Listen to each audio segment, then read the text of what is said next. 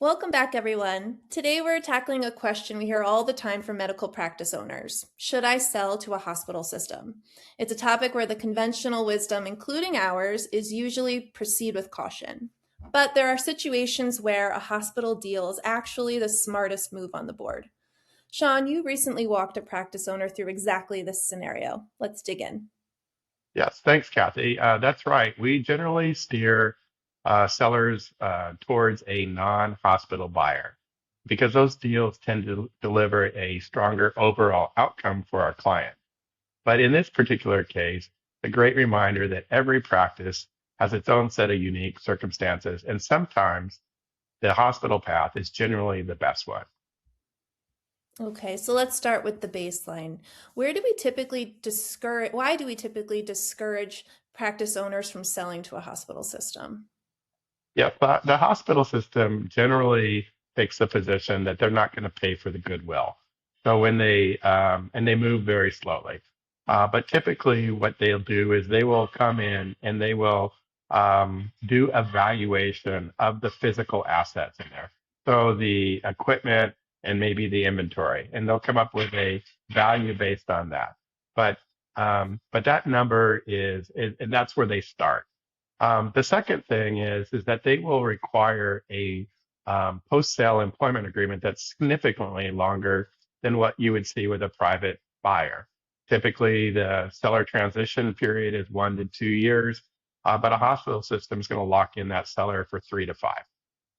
The last thing is that the compensation that the hospital will provide is usually above market, and that's by design, and that's meant to offset the fact that they're paying literally nothing for the goodwill of the practice.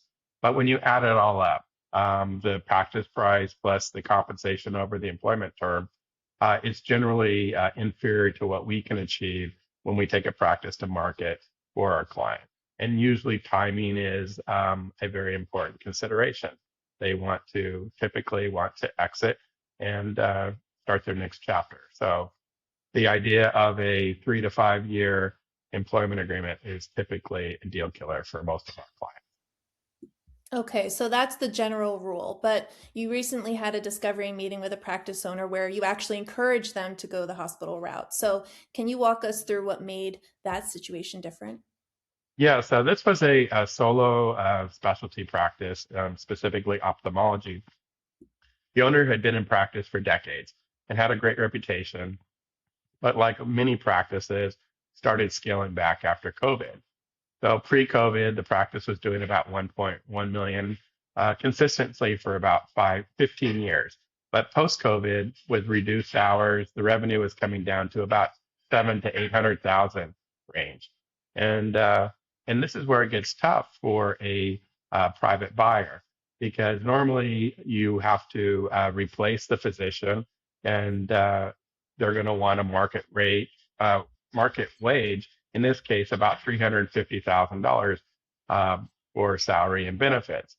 A buyer simply couldn't pull that kind of compensation out of this practice, plus pay for debt service.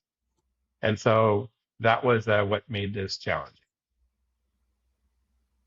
Okay, so the private buyer path wasn't going to produce a strong outcome in this situation. So, what made the hospital deal compelling for this particular owner?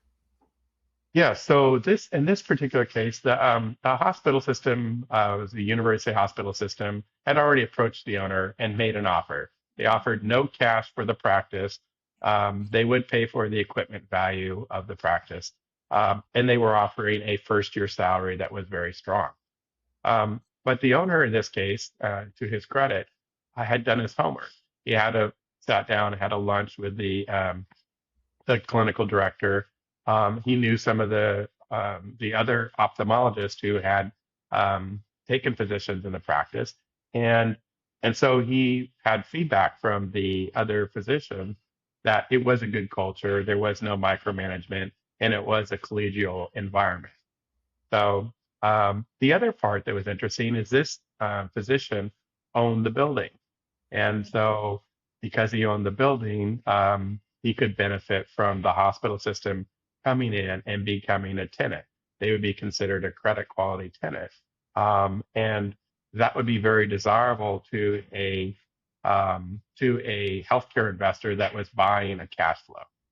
I advised him to secure the longest lease possible that he could with a university hospital system, because then it would make this real estate asset more sellable.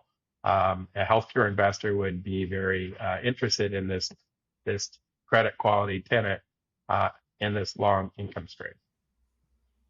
So, what's the takeaway for practice owners that are watching this? How should they think about whether a hospital deal might actually be the right fit for their situation? Yeah, so first they need to look at the economics honestly.